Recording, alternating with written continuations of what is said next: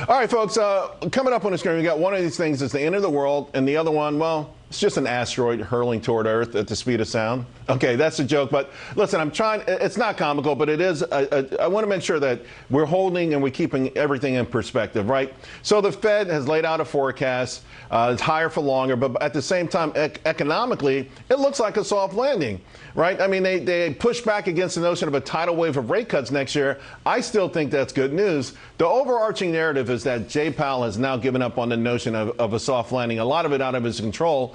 Although the stock, we started higher numbers this morning, the market, obviously there's anxiety, folks. You can feel it. It's thick. It's in the air. There's a lot of uncertainty. There's a lot of anxiety. There's even fear creeping in.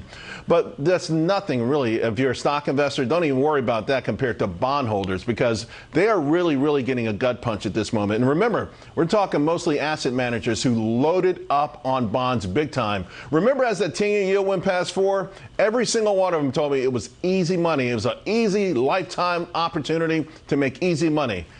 Well, since April, TLT, which is the bond ETF, that's down almost 16%. Take a look at that. So are we watching history in the making? I mean, in a really bad way. Treasuries, again, I remind you, never down 3 years in a row. In fact, down back-to-back years, that's been extremely rare.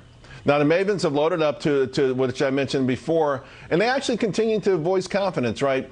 Then again, though, these are the folks who talk up their book as part of their job.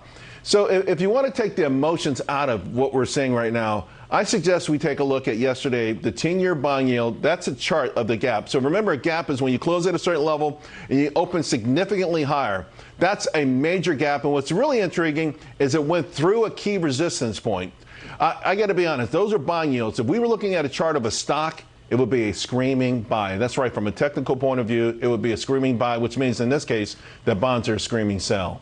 I'm going to bring in Bianco Research President Jim Bianco. And Jim, bonds are supposed to be rational. Everyone knows treating this spike in yields is irrational. But maybe it's just the sound of the smartest people in the room are just getting creamed in a trade that was supposed to be easy money. But they keep pushing back on the message of the bond market, just saying it's temporary. Oh, I agree. I think that the story remember, last year the bond market was a disaster. It had its worst year ever. And coming into this year, all of the managers and the strategists said, mean reversion took over. And they said, OK, this year's got to be a better year. For a little while earlier this year, it looked like that was going to be the case. But that's now reversed. And bonds are now in a losing position again. And I think really what it comes down to is their big overarching theme. Inflation's under control. The economy's going to be fine. We're going to have a soft landing. And now that's getting thrown into, into the up in the air, that might not happen at all. I think what they're afraid of now is that we're going to have, let's use the phrase, no landing. The economy's going to be okay. I never thought I'd say that was bad news, but that's going to keep interest rates high. And the stock market and everybody else seems to be desperate for lower interest rates, and I don't think they're going to get them right now. What about other things, too, supply and demand? Fewer buyers, a lot more demand, particularly from a government that can't stop spending money. It feels like, and now we see where retail or investors are actually buying more bonds now to fill the void, but they're going to demand almost higher yields, right? They're not going to accept lower yields. That's correct. The retail is buying more bonds because they're buying more stuff at the front end of the yield curve. Money market funds are yielding 5% with very little or no risk. That's been a tremendous pull of money. But there's an old saying in the bond market that there are no bad bonds. There's only bad prices. What does that mean? The bond market gets funded. It gets funded first. And all it has to do is lower the price, raise the yield, and it will suck money out of the stock market, out of the real estate market, out of savings accounts, whatever it needs to do to get funded. Now, of course, so what I'm saying is that means higher yields, and that could be very injurious to the rest of the economy. But the bond market will get its money. And if it has to, it will lower those yields. So you're right. If the supply of bonds is going up big because we've got out of control government spending and demand is waning because the Fed's not buying and maybe central banks in foreign countries stop buying, then the bond market will just keep lowering the price and raising the yield until it attracts money.